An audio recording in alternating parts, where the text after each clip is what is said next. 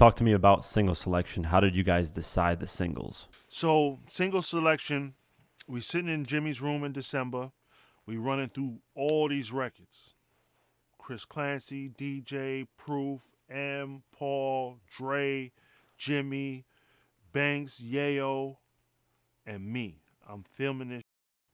I got some pieces of this content. I'm like just sitting in the room, letting them watch their response to everything. And we run through all these records. And at the end of it, Jimmy was like, "What the? Like, how y'all about to pick this?" And then Dre started dissecting. And Fifth was just he was riding with what they fucked with, and then certain records, like I said, gotta make it to heaven. He was like, "Nah, I need that." You know what I'm saying? And then Life's on the Line, M like, "Nah, we need that." So with certain records that someone else voted for more, and their power because they wanted it pushed it in. And Dre, of course, I don't think there was a Dre record that we did that didn't make it to the album. I don't remember another Dre record that we did that didn't make it to the album. Everything we did on a Dre record made it out. He's not the type of dude where you just got extra Dre beats and it's not happening.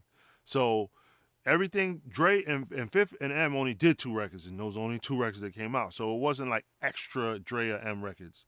It was extra that we did, but that's where the mixtapes and all of that. And they was like, "Oh, that's too dark, too dusty, too blah blah blah, too hood." Y'all keep doing y'all mixtape. No Mercy, No Fear, God's Plan.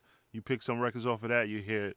That's the same energy. And we were able to dissect it. And at the end of that meeting, we all just like it was like a big celebration, man. And we all picked it. And Fifth was talking proof. We had a good dinner, sat at the table, sitting next to Dre. Rest in peace, Chris Lighty. It was an awesome day, man. And we picked the whole album. And then at that time, we really was debating on If I Can't.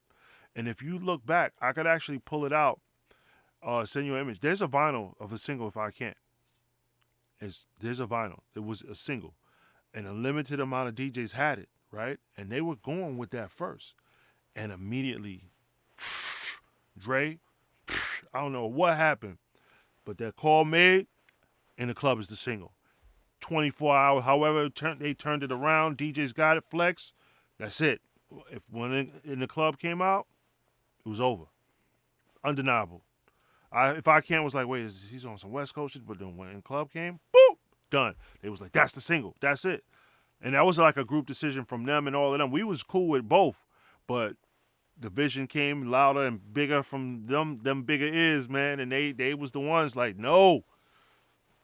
And Fifth and everybody's like, yo, let's go. And that was it. Went and shot the video. You know what I'm saying? That video has a story in itself. Suge Knight showing up.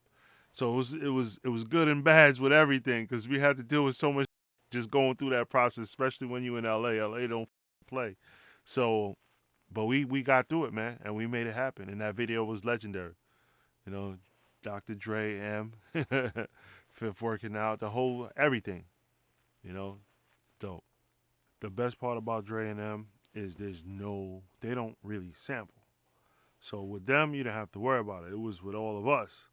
And I remember the sample of Many Men took up a lot of, not a lot, but it took up some time and some publishing.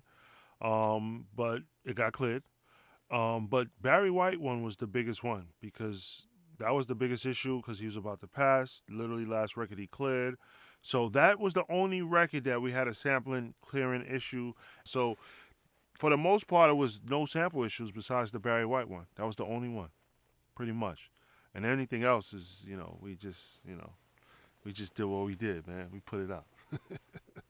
The album's release was February 6th, 2003. It was originally scheduled to be released on your birthday, February 11th, but it got changed. So talk to us about that.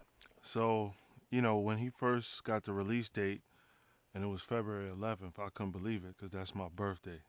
So I'm like, yo, about to drop on my birthday? This is a blessing. Like, what the But the demand was so crazy, and I don't know, the whole bootleg and the whole leak market, it was extreme at that moment in time. CD releases somehow, the factory gets released, and next thing you know, it's out in the streets.